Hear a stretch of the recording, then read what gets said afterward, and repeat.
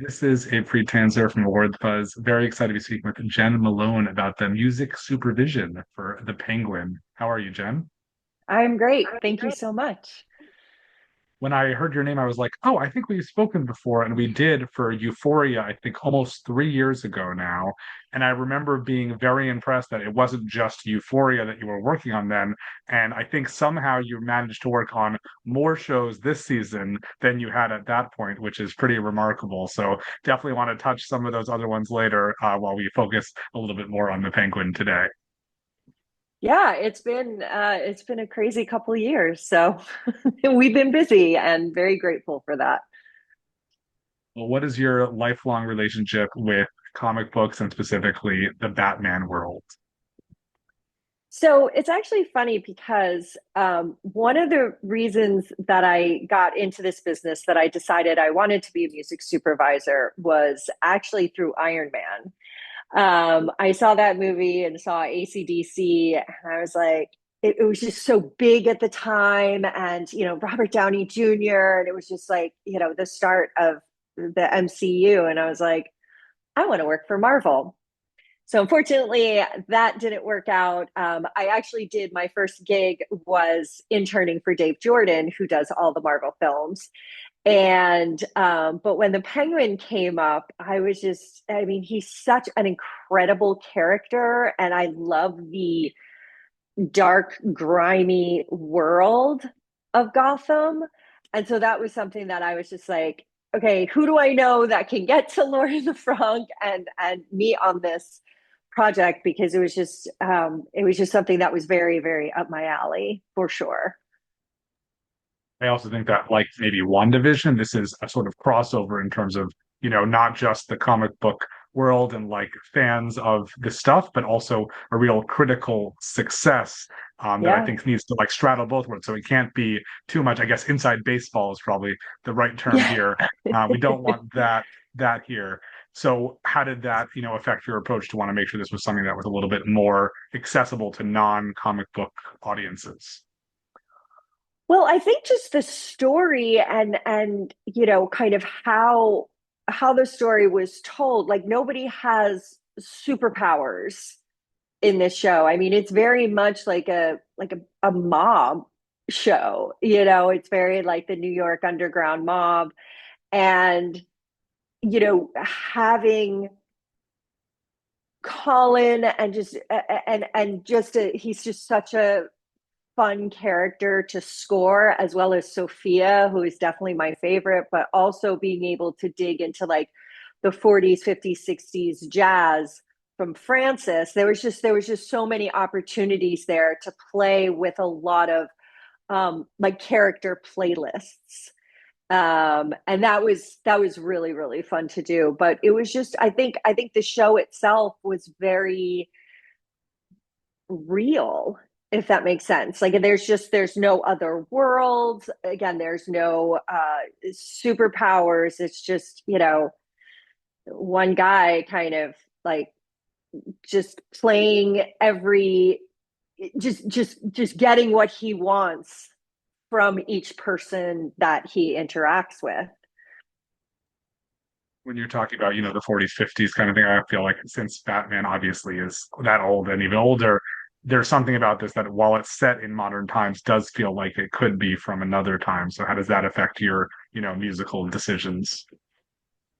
Well, we really covered the gamut with songs from all sorts of time periods. I mean, I think, yeah, 40s, 50s, 60s, 70s, yeah, 80s, 90s, like I think we had a song pretty much from every decade, which I love being able to do because it gives the soundtrack so much more of a well-rounded sound, and really but make it very unexpected. I think the music really helped inform these characters, and it was just being able to not be tied to any specific time period was something that I really love to do, that and just kind of just really like elevate the story and the narrative and Lauren's vision for the show and for these characters. Was there any character that was especially difficult to find the right soundtrack for? I mean, to be honest, Oz was kind of tough in the beginning because, you know, there was a lot of influence from his mother, from Frances that we saw, which then kind of tied back to, in the first episode, we have Dolly Parton. Now he's getting into Frances's car, but we also used it, in the end credits. But then I can't remember which episode, but the flashback episode, when you find what happens to the brothers and young Oz, we had when they were in the house, we had Islands in the Stream, which is also a Dolly Parton song. So we were able to kind of, there was a lot of like Easter eggs that we were able to do that I think was really fun. She's watching Put the Blame on Mame. And then, she's hearing that song from the movie, but then we were able to find this really slow, warped version. And then the Dolly Parton. And then, one of the bigger Easter eggs that I think some people got on Twitter. I don't know. It was so the song that we used for the finale episode with Sophia when she was setting the house on fire was a cover of Where Did You Sleep Last Night, performed by the Sleigh Bells. But that song was made popular by Nirvana, who had the whole big piece placement in the Batman. So I was kind of like, okay, that's, again, it's like maybe an Easter egg that only I get, but it was there. And so to be able to do that was super fun. We had a lot of fun with music in this show. And we're able to just play. I mean, again, we had in episode 4, Sophia's episode, which was one of my favorites, we had first we had the Sarah Vaughan when she's going and into each room and she has the gas mask on and this beautiful dress and she's kind of dancing around, but at the same time it's kind of like messed up because she had just killed a whole family. We were able to do that. Sorry, I have something in my eye. We were able to do that and then punctuate the episode with Strange Little Girl from the Stranglers. And so I think that was, we really were able to have fun with that and with all of the end credit songs because sometimes people might think that those are like easy to pick, but they're not because they just have to punctuate the episode perfectly. And there are definitely spots where I had pitched like 30 options and I was just like, it's just not right. Like, I know it's not right. I did not find that song yet, but I will. I was like, Lauren, I just got to wait for the spirit to move me. Just give me a little bit of time. And then, with Strange Little Girl, because the challenge with that was that we didn't want to step on the Sarah Vaughan, right?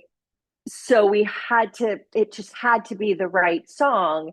And I had just been listening to a playlist and that Strangler song came on and I was like, I found it. It was like, a Sunday afternoon and I just, sent it to the editors. I was like, okay, this is it. This is the one. And it was like, yes, that is the one that we were looking for. Well, as I mentioned earlier, you're so busy these days. I saw, you worked on limited series like Sirens, Hysteria, and then existing shows Well Trent, Reasonable Doubt, The Umbrella Academy, first season of Dark Matter. But I did a quick survey of the Emmy ballot, and it looks like you're on there for The Penguin, Arcane, and Overcompensating, which are 3 shows that really just all 3 exactly the same, no different approach, I'm sure. But obviously, I'm joking. But what was it like to Okay. work on those 2 other radically different series, one of which has this huge established fan base and one which is bringing a fan base from a very different place? I mean, they're obviously very different. With Arcane, it's all original music, songs written for the show. It's a beautiful show. There's a massive music team. Like it was not just me. It was such a team effort of everybody over at Riot Games, the composer. I mean, that was just and that was given that it was animation, it was just a really long time that we worked on that. But overcompensating we had so much fun with it. I did that with my co-supervisor, Nicole Weisberg, who's amazing. And that one was there was so much music in that show, which is, I'm used to having a lot of music, but it really helped inform the tone of the show. And, working with Charlie XCX was a dream, and Benny and Scott were just amazing. And it was just, I think it's an important story to tell. And with each of these characters' journey, with Benny and with Carmen, and Grace, and just how, these characters interact and where they are in their life. So, so you just, you do approach each show very differently. And I like working on a lot of different shows because I can kind of use different parts of my music brain, I guess. And, sometimes it's kind of whiplashy when, you're working on a search for, Wednesday, but then we have to go to overcompensating with something in like the, mid 2000s or 2000, like 14, 15, and then something to Penguin where there is no time period. And we just, and that one we get to go dark. And I like the darker stuff quite a bit.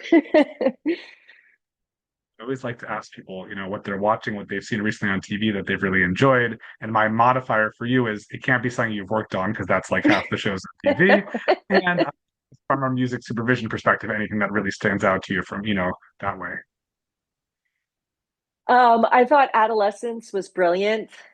Um, what have I watched recently? Um, it's such a hard question because sometimes at night I'm just like, I just need to read a book and just be in complete silence. But what else? I'm very excited to watch Ginny and Georgia, because that one is so much music as well. And it's props to, I mean, to all the music supervisors that work on these shows. I'm actually watching um, that Matthew Good show. It's a British show, Department Q, I think, which is really fun. I love him. He was in The Offer, which is that was one of my favorite shows I ever got to work on. So seeing him in that, in a completely different character, very opposite of Bob Evans, that's really fun, and that's just one that you can kind of really sink your teeth into. But that one I don't think has a lot of music, so maybe that's why I'm like, okay, let's go marathon. It's great to remember The Offer. I really enjoyed that as well. So Yeah, yeah, that was my happy place. well, I'm sure that there's plenty coming up. We'll have a chance to talk again sometime soon. But thank you so much, Jen, for your time and looking forward to listening to your work again soon. Thank you so much for talking. I really appreciate it.